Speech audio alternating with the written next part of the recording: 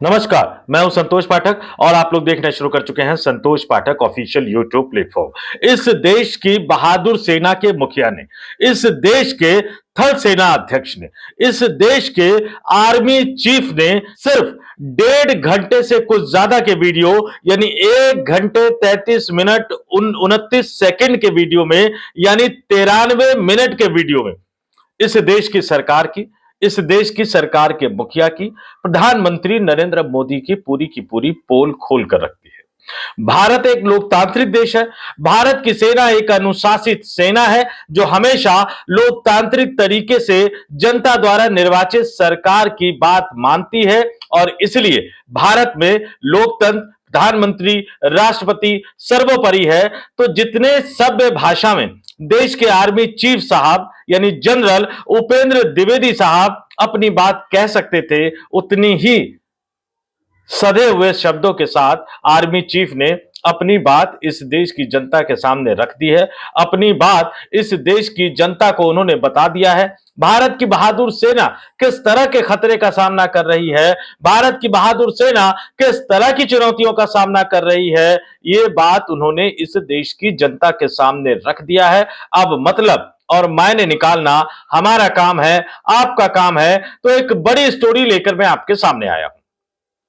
इस स्टोरी के एक एक तथ्य को ध्यान से सुनिएगा और फिर सोचिएगा कि जो सेना, जो हमारी बहादुर सेना जंग के मैदान में अपनी कुर्बानी देकर हासिल करती है, क्या हमारी सरकारें टेबल पर अपनी लापरवाहियों की वजह से या अपने गलत मंसूबों और इरादों की वजह से उस कामयाबी के या उस कामयाबी से जो बढ़त हासिल होती है उसको गंवा देती है। हमें अपनी सेना पर, सेना की क्षमता पर, बहादुर जवानों पर और देश के थल सेना अध्यक्ष यानी इंडियन आर्मी चीफ पर जनरल उपेंद्र द्विवेदी साहब पर पूरा भरोसा है, 100% भरोसा है। लेकिन उन्होंने जो कुछ बातें कही हैं, हमें उन बातों के बारे में जरूर सोचना चाहिए। एक एक करके उन तमाम तथ्यों को मैं आपके सामने रखूंगा। लेकिन इससे पहले कि मैं अपनी बात कहूं, मैं आपको सुनवा देता हूं कि जनरल साहब ने आज क्या कहा। पत्रकारों से बातचीत करने के दौरान, पत्रकारों के सवालों का जवाब देने के दौरान सबसे पहला बयान सुनिए आप भी क्या कहा उन्होंने। जहां तक हमारे आईज एंड ईयर्स के सवाल हैं, क्योंकि ऑप सिंदूर ऑन है इसलिए वो आईज एंड ईयर्स वो खुले रहेंगे। इसके तहत जो कुछ हमें कार्रवाई करनी है वो हमने आगे कर रखी है। जहां तक दूसरा आपका सवाल है कि टेररिस्ट कैंप के क्या हालात हैं, तो टेररिस्ट कैंप के हालात का मैं ये बताना चाहूँगा कि जितनी खबर हमारे पास है, तकरीबन 8 कैंप्स अभी भी हमारे ऐसे नॉलेज में हैं जो कि एक्टिव हैं, जिसमें से 2 तकरीबन आईबी के अपोजिट हैं और 6 एलसी के अपोजिट हैं। और इन कैंप्स में तकरीबन अभी भी हम समझते हैं कि किसी प्रकार की प्रेजेंस या ट्रेनिंग है, तो इसलिए हम उसके नज़र रखे हुए हैं, उसकी खबर कोशिश करते हैं हासिल करने की। और अगर कोई ऐसे दोबारा हरकत हुई तो हम ज़रूर उसको, जो हमारा इरादा है, हम उसको जरूर अंजाम देंगे। सुना आपने, हमारे आर्मी चीफ ने, हमारे थल सेना अध्यक्ष जनरल उपेंद्र द्विवेदी साहब ने क्या कहा। उन्होंने कहा कि सीमा पार आज भी 8 आतंकवादी कैंप सक्रिय हैं और सीधा सीधा उन्होंने कहा कि इसमें से जो 6 आतंकवादी कैंप है वो एलओसी पर सक्रिय हैं और इसमें से जो 2 आतंकवादी कैंप है वो अंतरराष्ट्रीय बॉर्डर यानी इंटरनेशनल बॉर्डर पर सक्रिय हैं। और इसके मतलब और मायने आप निकाल लीजिए। कुछ आतंकवादी आए थे जम्मू कश्मीर के पहलगाम में, कितने निर्दोष पर्यटकों की, कितने निर्दोष भारतीयों की उन्होंने जान ले ली थी। और यहां 8 कैंप सक्रिय हैं। 8 कैंप सक्रिय है तो आतंकवादियों को उसमें ट्रेनिंग भी दी जा रही होगी। आतंकवादियों को उसमें अपने खतरनाक और नापाक मंसूबों को कैसे कामयाब बनाया जाए इसकी भी ट्रेनिंग दी जा रही होगी। और एक तरफ जहां पाकिस्तान ये कर रहा है, एक तरफ जहां पाकिस्तान आज भी अपने नापाक इरादों से बाज नहीं आ रहा है, वहीं हमारी सरकार क्या कर रही है, हमारे प्रधानमंत्री क्या कर रहे हैं, हमारे रक्षा मंत्री और गृह मंत्री क्या कर रहे हैं, वो भी मैं आपको बताऊंगा। लेकिन जो आर्मी चीफ साहब ने, जो जनरल उपेंद्र द्विवेदी साहब ने कहा अपने 93 मिनट के पूरे प्रेस कॉन्फ्रेंस में, जो उन्होंने प्रेस कॉन्फ्रेंस की, एनुअल प्रेस कॉन्फ्रेंस की, और इस एनुअल प्रेस कॉन्फ्रेंस में 93 मिनट के अपने इस एनुअल प्रेस कॉन्फ्रेंस में बहुत सारी बातें उन्होंने कही, भारत को लेकर, पाकिस्तान को लेकर, चीन को लेकर, भारत की रक्षा तैयारियों को लेकर, भारत की सैन्य तैयारियों को लेकर, भारत की सेना की बहादुरी को लेकर, भारतीय सेना के फ्यूचर प्लानिंग क्या है उसको लेकर, और किस तरह से भारत की सेना तैयार है पाकिस्तान से आने वाले खतरे से निपटने के लिए भी, चीन से आने वाले खतरे से निपटने के लिए भी। और भारत के सेना अध्यक्ष ने, आर्मी चीफ ने पाकिस्तान और चीन को दो टूक चेतावनी दी, और इस चेतावनी के कई मतलब और मायने निकलते हैं। लेकिन इससे पहले मैं फिर कहूं कि इससे पहले कि इन बातचीत को आगे बढ़ाऊं, जिन 8 कैंपों के बारे में हमारे थल सेना अध्यक्ष ने कहा, उसमें कितने आतंकवादी है, कितने आतंकवादियों को ट्रेनिंग दी जा रही है, यह भी आपके लिए जानना और समझना बहुत जरूरी है। तो अब सुनिए, हमारे थल सेनाध्यक्ष जनरल उपेंद्र द्विवेदी के 93 मिनट के प्रेस कॉन्फ्रेंस में से जो एक छोटा सा हिस्सा निकाला था वो मैंने पहले आपको सुना दिया, एक और हिस्सा मैंने निकाला है, उसको भी आप जरा सुनिए, फिर इस खबर की परत दर परत हम खोलना शुरू करेंगे। सुनिए आपके स्क्रीन पर। जैसे मैंने आपको बताया कि क्या वापस बाहर के जो कैंप्स हैं, जो वेस्ट साइड कैंप्स हैं, जिसके बारे में मैंने अभी बताया कि 8 कैंप्स अभी भी वहाँ पे एक्टिव हैं हमारी नॉलेज में, और उस पर अभी भी लोग बैठे हुए हैं। कितने बैठे हैं ये अलग अलग इसके सोच विचार हैं, बट हमारी तरफ से अगर देखा जाए तो तकरीबन 100 से 150 लोग हो सकता है वहाँ पर बैठे हों। जहाँ तक पॉलिटिकल रिटोरिक है, या जहाँ तक जो हुर्रियत जो उस साइड है, पाकिस्तान है, क्या वो पूरी तैयारी कर रही है? मेरे हिसाब से पूरी तैयारी कर रही है। क्या पाकिस्तान उन लोगों को शह दे रहा है जो इस चीज़ को, रेडिकलाइजेशन को, और लोगों को मोटिवेट करते हैं यहाँ पे आने के लिए? हाँ, वो कार्रवाई चल रही है। फंडिंग जो है, फंडिंग चूंकि अभी उसके तरीके बदल गए हैं, तो तुरंत हो सकता है मैं उसका जवाब ना दे पाऊँ। जहाँ तक हमारी अलर्टनेस है, लाइन ऑफ कंट्रोल में अलर्टनेस पूरी है, क्योंकि ऑपरेशन सिंदूर ऑन।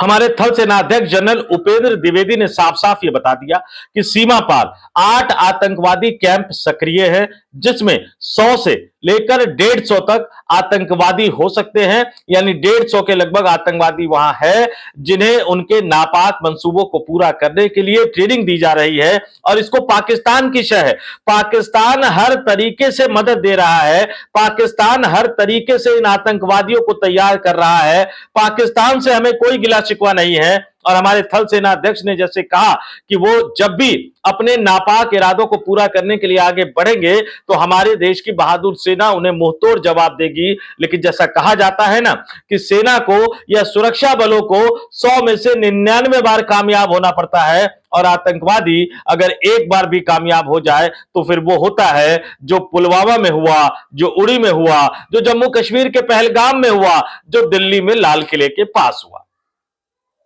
तो कोशिश इस बात की होती है कि एक बार भी आतंकवादी अपने मंसूबे में कामयाब ना हो पाए।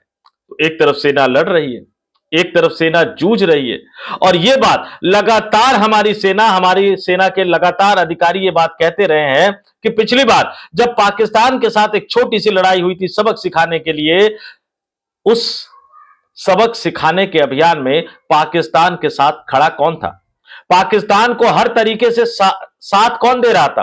पाकिस्तान को हर तरीके से सैन्य साजो सामान कौन दे रहा था? हमारी सेना के बड़े बड़े अधिकारी इस बात को पहले कह चुके हैं कि चीन पाकिस्तान का साथ दे रहा था, चीन पूरी तरह से पाकिस्तान के साथ खड़ा था। तो भारत की लड़ाई सिर्फ पाकिस्तान से ही नहीं है, बल्कि पाकिस्तान का साथ देने वाले चीन से भी है, क्योंकि भारत की जो अंतरराष्ट्रीय सीमा है वो पाकिस्तान से भी मिलती है, भारत की अंतरराष्ट्रीय सीमा जो है वो चीन से भी मिलती है। और आजकल जिसे घाटी का बहुत ज्यादा जिक्र किया जा रहा है, सक्सगाम घाटी, उसके बारे में भी आर्मी चीफ ने जवाब दिया। जब उनसे ये सवाल पूछा गया जनरल उपेंद्र द्विवेदी साहब से, वो जो जवाब दिया वो अपने आप में पुरजोर शब्दों में चीन के नापाक इरादों को बेनकाब करता हुआ नजर आया। उन्होंने सीधे सीधे कहा कि 1963 में जो समझौता हुआ, पाकिस्तान ने जिस समझौते के तहत उस घाटी को चीन को सौंपा, वो समझौता ही अवैध है, और सक्सगाम घाटी सहित पाकिस्तान और चीन के कब्जे में जितना भी जम्मू कश्मीर का हिस्सा है वो पूरा का पूरा भारत का है। और हम बतौर भारतीय ये मानते हैं कि वो पूरा का पूरा भारत का है। भारत के सेना अध्यक्ष ने इस देश के 144 करोड़ भारतीयों की जन भावना को आवाज दी है। लेकिन एक सबसे बड़ी बात जो वो कहते हुए नजर आए, उन्होंने कहा कि ऑपरेशन सिंदूर अभी जारी है। ध्यान दीजिएगा, यही बात प्रधानमंत्री नरेंद्र मोदी भी कह चुके हैं, यही बात रक्षा मंत्री राजनाथ सिंह भी कह चुके हैं। मोदी सरकार के कई मंत्री गाहे बगाहे इस बात को कहते रहते हैं कि ऑपरेशन सिंदूर अभी जारी है। तो भैया ऑपरेशन सिंदूर अभी जारी है तो ये नाटक क्यों कर रहे हो, इस देश के राष्ट्रीय समझौते के साथ खिलवाड़ क्यों कर रहे हो, ये सवाल प्रधानमंत्री नरेंद्र मोदी से अब पूछना तो बनता है दोस्तों, सवाल पूछना तो बनता है दोस्तों। एक तरफ हमारे सेना अध्यक्ष कह रहे हैं कि ऑपरेशन सिंदूर जारी है, दूसरी तरफ हमारे सेना अध्यक्ष कह रहे हैं कि 8 आतंकवादी कैंप सीमा पार हैं, जिसमें 100 से लेकर 150 तक आतंकवादी है। और हमारी सेना ही नहीं, हमारी सरकार भी ये मानती है कि पाकिस्तान को सबसे ज्यादा जो साथ दे रहे हैं वो चीन दे रहा है। तो जब लड़ाई जारी है, जब ऑपरेशन सिंदूर जारी है, आपकी लड़ाई पाकिस्तान और चीन दोनों के साथ है, तो कैसे आपने अपने नेताओं को ये छूट दे दी कि वो आपके पार्टी मुख्यालय में चीन के सत्तारूढ़ कम्युनिस्ट पार्टी के नेताओं का स्वागत करे? कैसे मोहन भागवत ने इतनी छूट दे दी कि जनता स्वयं सेवकों के गुरु दक्षिणा से बने भव्य आरएसएस मुख्यालय केशव कुंज में आपके नंबर 2 दत्तात्रेय होसवाले साहब चीन के सत्तारूढ़ कम्युनिस्ट पार्टी के नेताओं का स्वागत करे, उनके साथ बातचीत करे, रेड कारपेट बिछा दे, लाल कालीन बिछा दे, भारतीय जनता पार्टी के मुख्यालय में बीजेपी के नेता उनका स्वागत करते हुए नजर आए। और राष्ट्रीय स्वयंसेवक संघ के मुख्यालय में आरएसएस के नंबर 2 कहे जाने वाले, जो भावी आरएसएस के सर संघ चालक माने जाते हैं, मोहन भागवत के बाद वो बनेंगे ऐसा माना जाता है, वो चीन की सत्तारूढ़ कम्युनिस्ट पार्टी के नेताओं का स्वागत करते हुए नजर आए और चीन हमारी धरती, हमारी सक्सगाम घाटी को अपना बताते हुए नजर आए। लानत है ऐसी कूटनीति पर और लानत है ऐसी बैठकों पर। हमारी सेना यह मान रही है कि ऑपरेशन सिंदूर जारी है। हमारी सेना के दावे पर भी हमें भरोसा है कि हमारी सेना पाकिस्तान को भी मुंहतोड़ जवाब देगी और पाकिस्तान का साथ देने अगर चीन आएगा तो चीन को भी मुंहतोड़ जवाब देगी।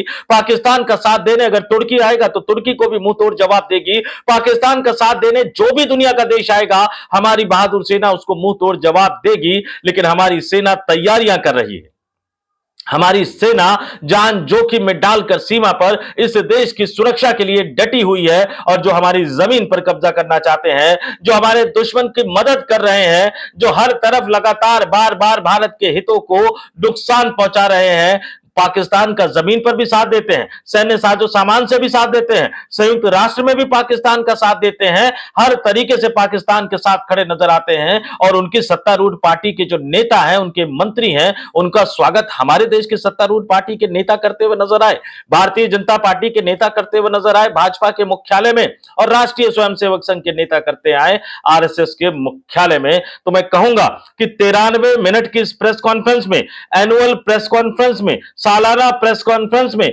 हमारे कुछ काबिल पत्रकारों ने सवाल पूछा। हमारी सेना के सेनाध्यक्ष army chief general Upendra Dwivedi ने जवाब दिए और इन जवाब ने हमारी सेना के स्टैंड को सीधे सीधे सामने रख दिया है। अब सवाल इस देश के प्रधानमंत्री से है, अब सवाल इस देश के प्रधानमंत्री नरेंद्र मोदी, उनके रक्षा मंत्री राजनाथ सिंह, उनके गृह मंत्री अमित शाह से है। और भाजपा को चुनाव दर चुनाव जिताने का दावा करने वाले, चुनाव दर चुनाव जितवाने के अभियान में लगे हुए राष्ट्रीय स्वयंसेवक संघ के मुखिया मोहन भागवत से है। फिर से पश्चिम बंगाल में, तमिलनाडु में, असम में, पुडुचेरी में ये चुनाव है। असम, तमिलनाडु, केरल, पश्चिम बंगाल और पुडुचेरी में विधानसभा चुनाव है। मोहन भागवत साहब एक बार फिर से भारत को हिंदू राष्ट्र बनाने के अभियान में उतर गए हैं। जब जब चुनाव आता है तब तब उनको हिंदू राष्ट्र की याद आ जाती है। उनसे भी पूछना तो बनता है। हमारी सेना सीमा पर डटी हुई है और आप यहां लाल कालीन बिछा रहे हो हमारे दुश्मन देश के नेताओं के लिए। मैंने फिर कहा, हमारी सेना अनुशासित सेना है। लोकतंत्र में जनता द्वारा निर्वाचित व्यक्ति जिसे राष्ट्रपति द्वारा प्रधानमंत्री पद की शपथ दिलाई गई हो, उनकी बात मानती है। तो बहुत ही आसान से शब्दों में सेना अध्यक्ष ने अपनी बात इस देश की जनता के सामने रख दी है। अब बतौर भारतीय हमें, मुझे, आपको, हम सबको सवाल प्रधानमंत्री, रक्षा मंत्री, गृह मंत्री, और चूंकि स्वयंसेवकों का मामला है, बीजेपी उस विचारधारा से निकली है और प्रधानमंत्री नरेंद्र मोदी जो है वो उस विचारधारा से निकले हैं, इसलिए अब जो सवाल है वो इन तमाम लोगों से पूछना बनता है।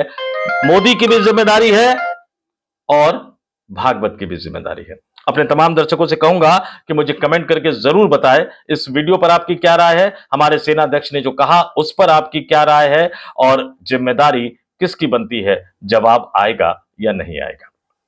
कमेंट करके हमें जरूर बताइएगा। तो इस वीडियो में इतना ही। मुझे यानी संतोष पाठक को दीजिए इजाजत। आप तमाम लोग देखते रहिए संतोष पाठक ऑफिशियल यूट्यूब प्लेटफॉर्म। बहुत बहुत धन्यवाद, आभार, नमस्कार।